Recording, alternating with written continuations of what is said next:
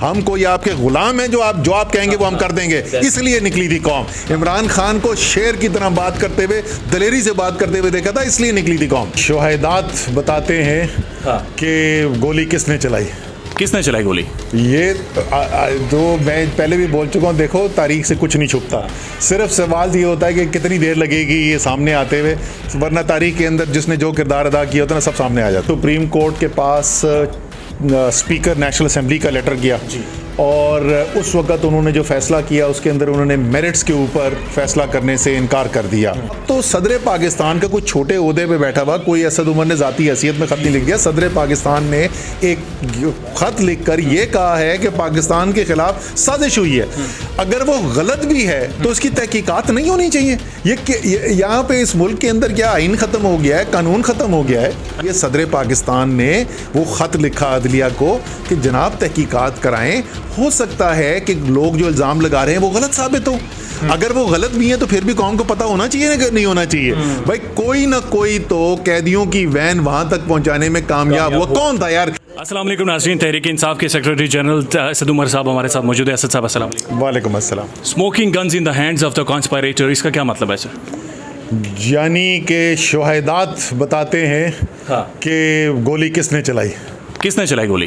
ये तो मैं पहले भी बोल चुका हूँ, देखो तारीख से कुछ नहीं छुपता, सिर्फ सवाल ये होता है कि कितनी देर लगेगी ये सामने आते हुए, वरना तारीख के अंदर जिसने जो किरदार अदा किया होता है ना, सब सामने आ जाता है। तारीख तो लियाकत अली खान के हवाले से भी है, जुल्फ़िकार अली भुट्टो के सामने नहीं आई ना, ये सब सामने नहीं आया ये सब सामने आया है ना, ये सब सामने आया, सबको पता चला। वो जिस तरह कहते ना, वो कहते जी वो क्या हुआ जी, मुरासला आ गया था। मुरासले तो पहले आए थे, बिल्कुल पाकिस्तान की तारीख का हिस्सा है। लियाकत अली खान का कत्ल पाकिस्तान की तारीख का हिस्सा है। जुल्फ़िकार अली भुट्टो का जुडिशल मर्डर पाकिस्तान की तारीख का हिस्सा है। Supreme commander of the armed forces and the head of the state of Pakistan Arshad Sharif साहब ने भी इस पर जोर दिया। सर उन्होंने लेटर लिखा है सुप्रीम कोर्ट को, उस पर क्यों नहीं नजरसानी की जा रही और कमीशन क्यों नहीं बन रहा? पहले सुप्रीम कोर्ट के पास स्पीकर नेशनल असेंबली का लेटर गया और उस वक्त उन्होंने जो फैसला किया उसके अंदर उन्होंने मेरिट्स के ऊपर फैसला करने से इनकार कर दिया। हमारे ख्याल में तो उस वक्त भी उनको देखना चाहिए था कि अगर कोई ऐसा इकदाम लिया है स्पीकर साहब ने, तो इससे पहले कि वो कहें कि वो कदम ठीक था या नहीं था, ज़रा समझें तो कि वो क्या कह रहे हैं। उन्होंने अपनी तमाम जो वजूहात हैं वो लिख के दिए, आपको सवाल पूछे चाहिए। एनीवे सुप्रीम कोर्ट का अपना सवाब दी था, उन्होंने नहीं पूछे सवाल।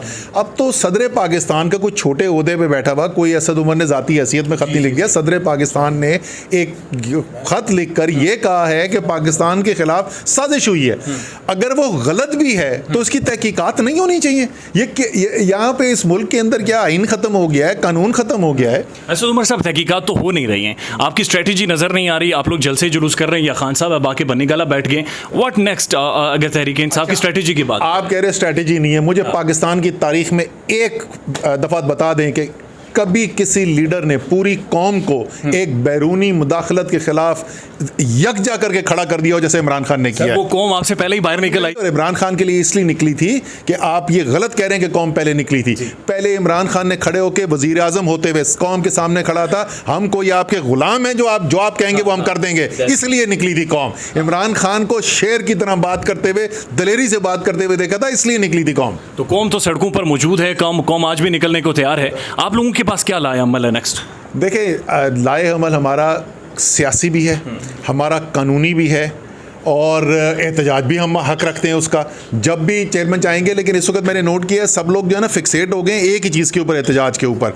एक सियासी लाए अमल भी है जो बड़ा मौसर है, जिसकी हम पहले भी बात कर चुके हैं, और मेरे ख्याल में उसका तो दूध और पानी का पानी होने वाला है अगले महीने में। ये आप नज़र रखें, ख़ास तौर पर मैं सोशल मीडिया वालों से कह रहा हूँ, नज़र रखें पंजाब की 20 सीटें जिसके ऊपर इलेक्शन होने वाला है, इस पे अगर इन्होंने बड़े पैमाने पे धांधली ना करवाई तो सबको नजर आ रहा है कि पीटीआई ये सीटें स्वीप करने वाली है।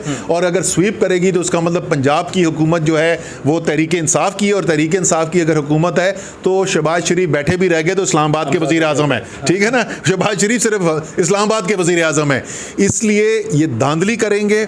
आपने नजर रखनी है और जो भी कोई गलत काम होते हुए नजर आया आपको, आपने आवाज बुलंद करनी सर है। हमारी तो नजर है, लेकिन शहबाज गिल साहब ने एक टेलीविजन शो में कहा है कि फैसला हो चुका है कि तहरीक इंसाफ को 6 सीटें दी जाएंगी और 14 सीटें नून लीग को दी जाएंगी। वो कह रहे हैं उनके पास इन्फॉर्मेशन। ये डराने के लिए अभी बड़के मारते रहते। मैं बता रहा हूँ ना कि आजकल इस वक्त मैं बहुत सारी बड़कें सुनता हूँ, तो लगता ये है कि कुछ बड़े बड़े जो हुकूमत के लीडर्स हैं ना, उनको समझ में आ गया कि आगे सियासत में तो कोई मुस्तकबिल है नहीं। तो उन्होंने कम से कम उनमें एक दो ने फैसला ये किया है कि एक नया करियर ढूंढा जाए और पंजाबी फिल्म के स्क्रिप्ट राइटर का करियर जो है ना, इस वक्त वो उन्होंने ढूंढने की कोशिश कर रहे हैं, तो वो नई नई बड़के लगाते हैं। सर वो वैन प्रिजनर वैन किसने लाई थी, बस उसका जवाब दे दें हम कम इल्मों को। हमारे पास 1 दर्जन सवाल हैं यार, वो कौन था? ठीक है ना। ये आपको बताऊं, मैं वो अरशद शरीफ ने तो बाद में प्रोग्राम किया, मैं काशिफ अब्बासी को याद दिला रहा था कि काशिफ के साथ मेरा शो हुआ था, उसमें ये आधे सवाल तो उसमें से मैंने रेज किए थे। भाई ये बता तो दो कौन था? कौन था सर, आप बताएं ना। मैं आपसे सवाल पूछ रहा हूँ, मैं तो नहीं, मैं लेके आया था, मैं लेके आया था। आप लोग नहीं लाया था ना, सुनते रहो ना, मैं नहीं लाया था ना। तो अब कौन बताएगा? या इसका जवाब अदलिया देगी, या इसका जवाब मीडिया देगा, या इसका जवाब हुकूमत देगा। हुकूमत ने तो देना नहीं है, ठीक है जी। मीडिया के हाथ बांध दिए, तो बाकी तो बचता ही अदलिया है ना। इसीलिए तो सब सवाल जो है वो अदलिया से पूछे जा रहे हैं। इसीलिए सदर पाकिस्तान ने वो ख़त लिखा अदलिया को कि जनाब तहकीकात कराएं, हो सकता है कि लोग जो इल्ज़ाम लगा रहे हैं वो गलत साबित हो। अगर वो गलत भी हैं तो फिर भी कौम को पता होना चाहिए ना, नहीं होना चाहिए। भाई कोई ना कोई तो कैदियों की वैन वहां तक पहुंचाने में कामयाब हुआ। कौन था यार? इसका जवाब क्या, कौम को हक नहीं बनता इसका जवाब मिले? आप चाय पी लें, हम इसका जवाब ढूंढते हैं। Thank you so much. Thank you.